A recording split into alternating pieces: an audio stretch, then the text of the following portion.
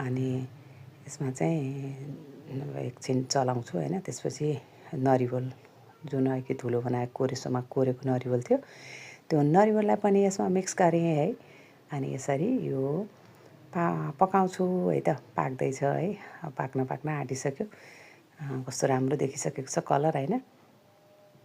यसरी गर्दा चाहिँ यसमा यो लस्सा छुट्नु हुँदैन कि अलि मजाले पाक्नुपर्छ अनि फास्ट बनाउन सकिन्छ। चाँडै बन्छ नत्र भने डल्ला हुँदैन।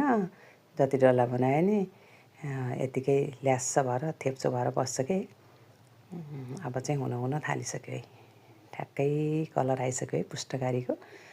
अब चाहिँ यसलाई एउटा भाँडोमा पहिल्यै के कुनमा राख्ने हो। त्यसमा चाहिँ घिउ लगाएर रेडी गर्नुपर्ने हुन्छ प्लेटहरू के पहिल्यै। नत्र त यो भ्याउँदैन गाह्रो हुन्छ। तातो पनि हुन्छ। तातैमा बनाउनु पनि पर्ने।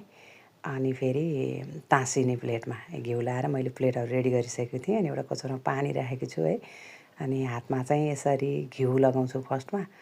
अनि पानीमा पोलिहाल्यो भने चाहिँ हात यसो डुबाउनलाई पानी छेउमा राखेर छिटो गर्दै पुष्टकारी डल्ला बनाउन थालेँ है। यसरी चाहिँ पुष्टकारी बनाउन सकिन्छ। यसलाई हेर्नुहोस् त कति छिटो मिठो स्वादिलो पुष्टकारी मैले तयार बनाएँ। 3 भाँडा है।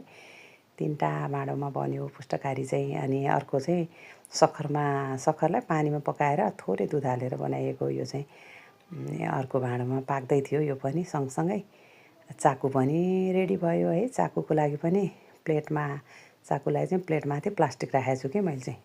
पछि सजिलो हुन्छ फुत्त निकाल्न टुक्रा बनाउनु पनि भनेर। अनि प्लेटमाथि प्लास्टिक राखेको छु घिउ कतिखेर फाल्नु भनेर हैन।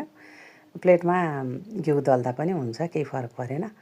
अनि यसरी माथिबाट चाहिँ नरिवलको टुक्रा काजुको टुक्रा अघि बनाएर राखेको थिएँ नि त्यसलाई त्यो चाकुको माथिबाट लगाएँ है। हेर्दा पनि राम्रो अनि खाउँ लाग्ने हुनु पर्यो नि त। त्यही भएर है। ल हेर्नु अब यो लगभग तयार भयो है। यो चाकु अनि अघि पुष्टकारी बन्यो। अस्ति नै मैले तिलको लड्डु भुजाको लड्डु पनि बनाइसकेकी छु है। यो चाहिँ एकदम फ्रेस बनाएकी फेरि। यसरी चाहिँ तपाईहरुले पनि आफ्नो घरमा बनाएर खान सक्नुहुन्छ। हेल्दी पनि भयो। आफ्नै घरमा बनाएपछि आफ्नै घरको घिउ हालेर है। घिउ पनि हालेको थिएँ त्यो चाहिँ मैले भन्न बिर्सेछु है। यसरी भएदेखि एकदमै मिठो स्वादिलो बन्छ। सबैजनालाई फुल वाच गरिदिनु भएकोमा धन्यवाद। लाइक कमेन्ट सेयर गर्न नबिर्सिनु होला। Bye bye.